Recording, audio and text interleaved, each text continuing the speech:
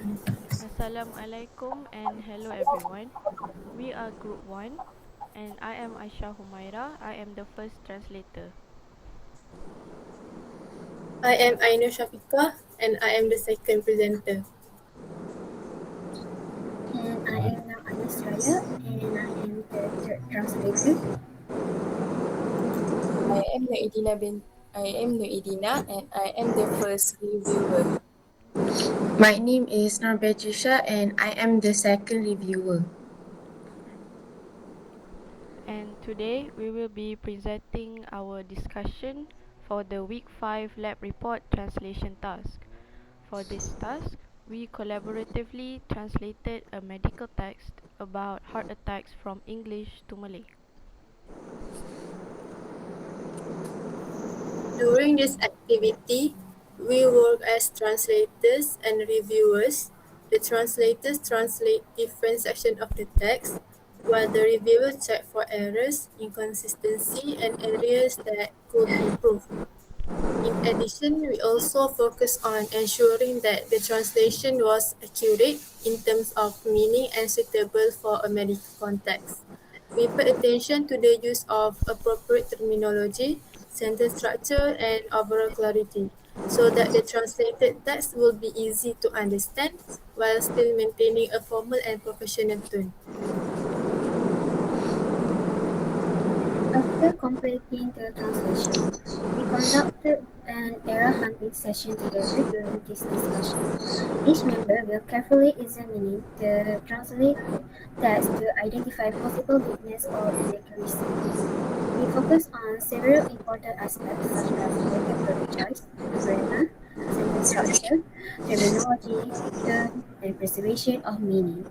Since the text was medical in nature, we understood that the accuracy and clarity were extremely important.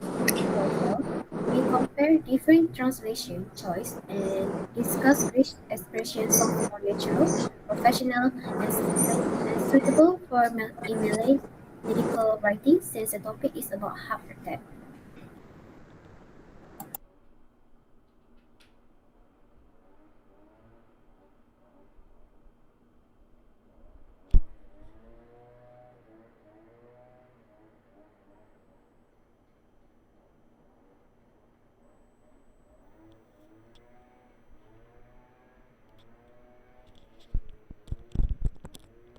Alright, now then let's move on to the first sentence.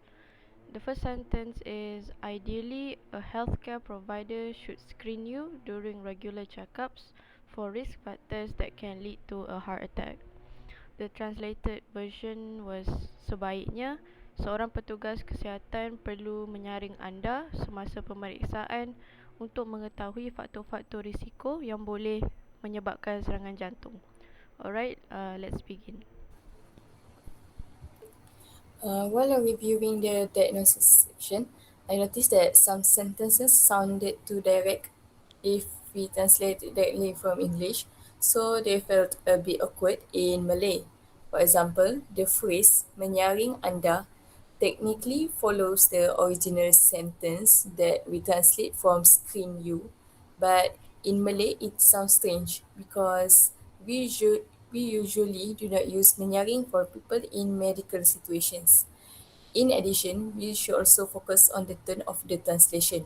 Since this is a medical text, the language should sound formal and professional.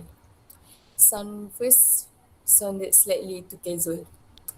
So we should change so we suggested make changes to it so it sounds more scientific and fits the style of a medical report better. Yes, I agree with what reviewer once said. So we suggested replacing it with melakukan saringan because it sounds more natural and more suitable in medical contexts.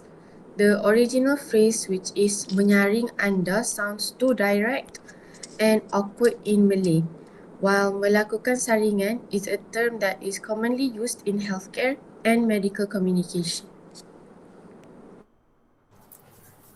We also noticed that regular checkups was not fully translated. The phrase pemeriksaan berkala should be added to preserve the original meaning. This is important because without the word berkala, the sentence loses the idea of frequency, which is a key part of the original message. In medical context, small details like this can affect the accuracy of the information being delivered. Besides, we also have found something that related to vocabulary appropriateness. We feel that factor risiko was too repetitive, so we changed it into factor risiko to make it sound cleaner and more professional, which appropriate in the medical writing.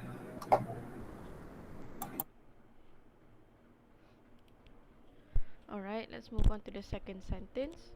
The second sentence is translated as serangan jantung sering diketahui dalam keadaan kecemasan. Alright, so we also identified that the word diketahui was not fully accurate because the original text used the term diagnose, which is a medical process. The word diketahui simply means known, so it does not fully reflect the intended medical meaning. So we suggested changing diketahui to didiagnosis or didiagnosiskan to maintain the medical terminology and preserve the meaning accurately. These terms are more suitable in a medical context because they clearly refer to the process of identifying a disease or medical condition. Compared to diketahui, didiagnoskan sounds more professional. We also discussed tone and style consistency. Dalam keadaan kecemasan sounded less formal, so we proposed dalam situasi kecemasan, which sounds more suitable for a scientific text. Besides that, we try to ensure that the translation maintains a consistent formal tone throughout the text. This is important because mixing formal and informal expression can reduce the professionalism of a medical report.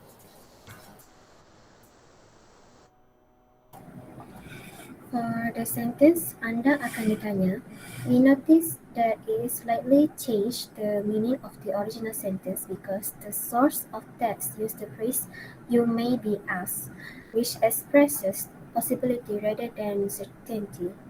In translation, even small modal words such as may are important because they may affect tone and meaning of the sentence. Therefore, we suggest changing it to Anda mungkin akan ditanya so that the translation remains accurate and closer to the original message. Yes, I agree. All of us suggested changing it to Anda mungkin akan ditanya to preserve the original meaning accurately. So this would make the sentence standard enough for anyone to understand the text, but also keeping it professional and similar to the original text.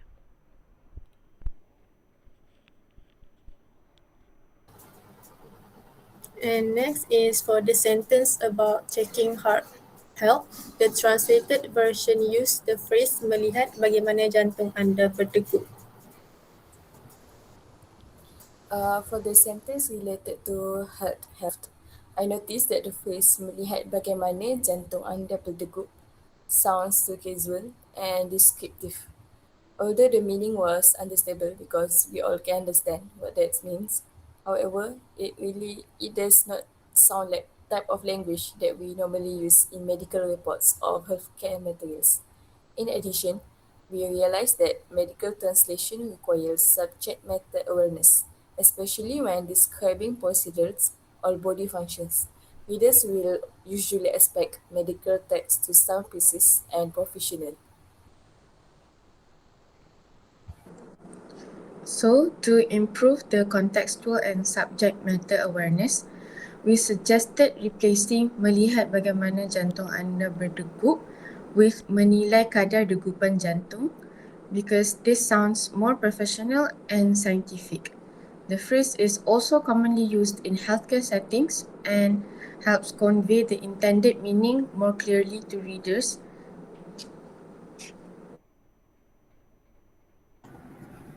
So next, we'll be going to another section, introduction to the test, which is the translate sentence was, ujian untuk mendiagnosis serangan jantung termasuk.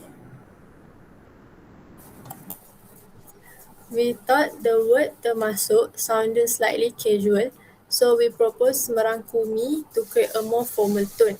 This small change helped improve the overall style of the text and makes it more suitable for academic or medical writing where a formal tone is expected.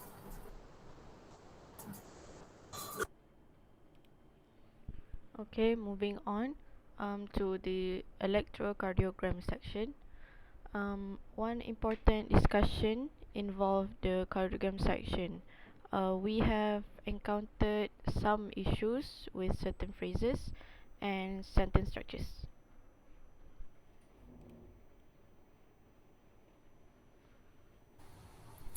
For the electrocardiogram section, one issue that we noticed was the sentence structure.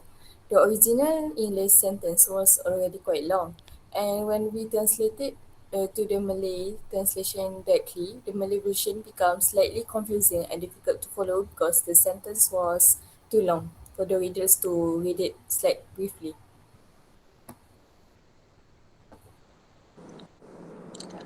So we suggested restructuring the sentence to improve clarity and readability while keeping the same meaning.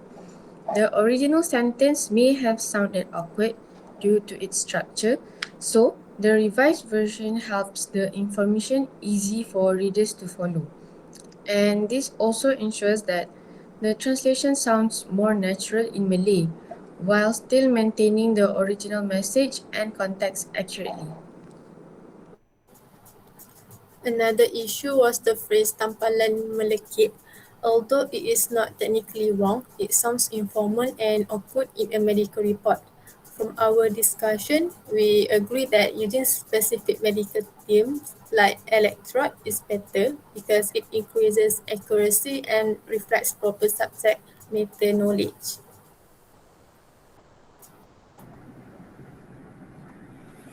We, based on Aino Shafika's suggestion, we agree that simply use the term of electrode would sound more professional and appropriate in the context of medical translation. The earlier phrase, tampalan melekit, sounds too literal and informal, even though it attempted to explain the object clearly. By using a proper medical term, it helps the readers to understand the style commonly used in healthcare materials. And another one that in the text that we also noticed some repetition in the phrase. For example, sedang mengalami atau pernah mengalami. Repeating mengalami twice affects the sentence flow. So it would make the sentence sound a little bit awkward because of the double usage of the same word. So we tried to change it.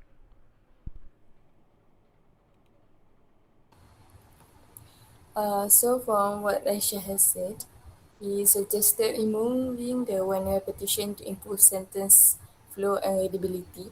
So like we will remove the one mengalami, so we can translate it more natural, so it sounds more naturally while still preserving the original meaning.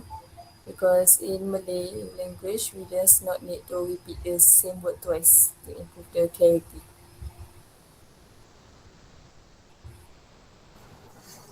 Next is for the blood test section. The reviewer commented that mengesan protein ini could possibly be replaced with memeriksa protein ini. We discussed this carefully because both opinions are acceptable, but they carry slightly different meanings. In the end, we focus on choosing the word that best fit the context and maintains the intended meaning of the original text. This discussion focused on meaning and terminology. We wanted to ensure that the translated meaning stays close to the original text while still sounding natural in Malay. So next, we moving on to chest X-ray section. For the phrase X-ray dada, we discussed whether sinar as dada would sound more formal and more suitable in Malay medical writing. But however, some of us feel that X-ray is commonly used and easily understood by the public, while others believe that sinar as better reflect a formal Malay terminology. Um, this this discussion showed how terminology choices can affect the tone and the style consistency of the text. So, and other than that, each member has their own opinion. Just now we had two options to use. So, we need to discuss it and decide it together to contain the tone and to also relate it to the specific audience that are reading the text. Now we are moving on to echocardiogram section. For this section, we agree that most of the medical terminology used was already accurate and understandable. We also talked about how sentence arrangement can affect clarity. Sometimes, even if all the words are translated correctly, the sentence can still sound unnatural if the structure follows English language too closely. Though through this discussion, we learned that good translation also requires adapting the sentence so it fits the grammar and the style of the target language naturally.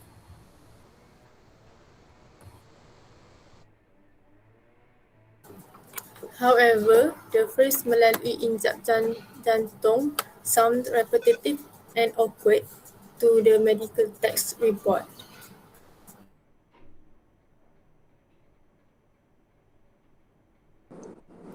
And we also suggested changing the sentence order to melalui jantung dan injap jantung to improve sentence flow and clarity.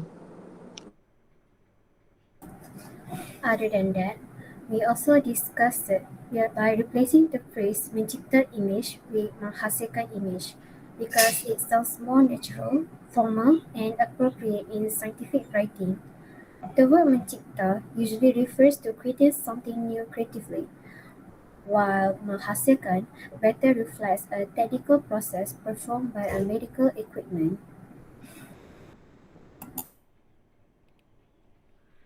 Okay, now we move on to the coronary catheterization section.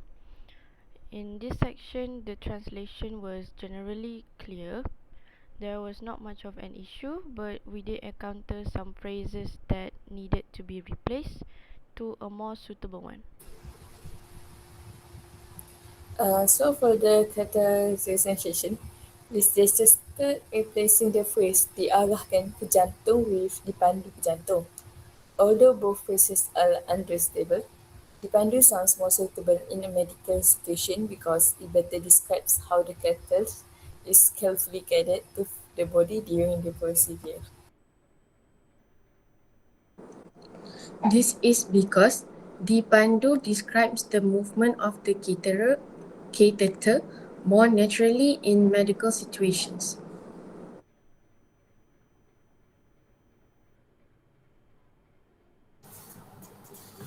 We also suggest replacing image yang dibuat semasa ujian with image yang dihasilkan semasa ujian for smoother sentence structure.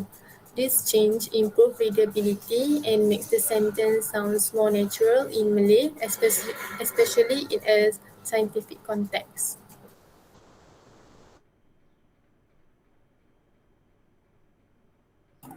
Next, we will be moving on to CT scan and MRI section. For the CT scan and MRI section, we identify several vocabulary and terminology improvement that could strengthen the translation quality. For example, the sentence mencipta image. Mencipta sounds a little unnatural and awkward. Therefore, it could be replaced with menghasilkan image, as it sounds a bit more natural and professional at the same time.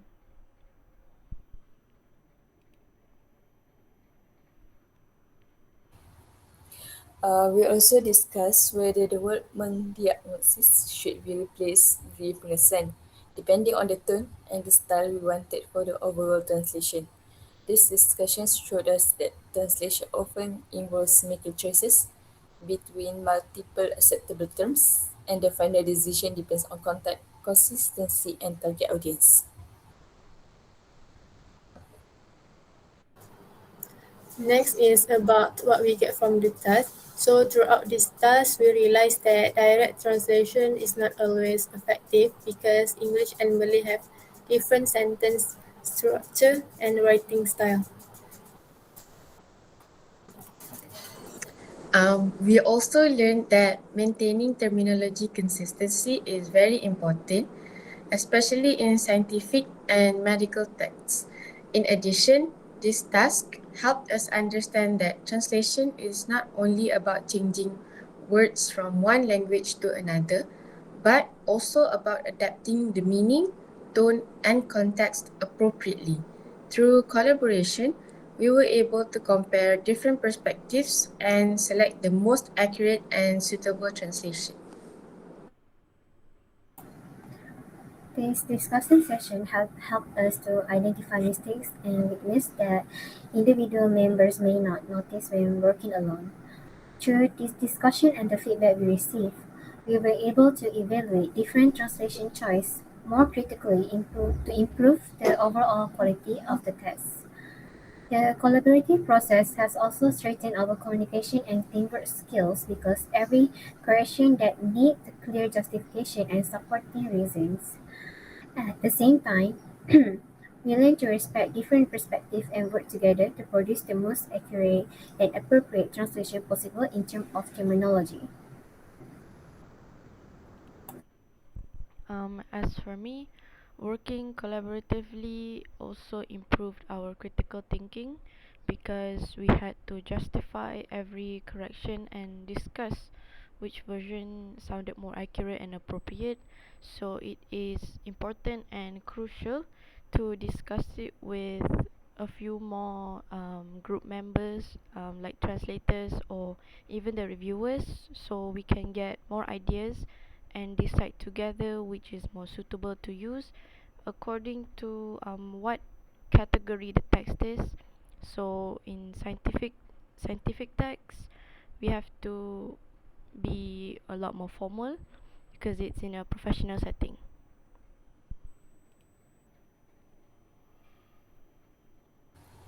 Whereas for me, I also learned how to properly analyze other people's methods of translation and understand them. In this task, I learned that translation is not just directly translating them from source text to the target text, but I need to ensure that the meaning, tone, and terminology are suitable. In addition, I need to do a proper research on how medical terms work in different language so that the meaning is not lost in translation.